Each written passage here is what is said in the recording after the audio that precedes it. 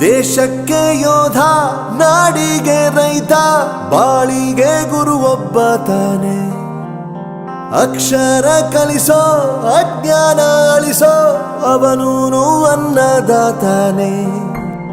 ತಪ್ಪು ಸರಿಯ ತಿದ್ದಿ ತಿಳಿ ಹೇಳಿ ಸಮಬುದ್ಧಿ, ನಮ್ಮ ಚಿತ್ತ ಶುದ್ಧಿಯಾಗೋ ಹಾದಿ.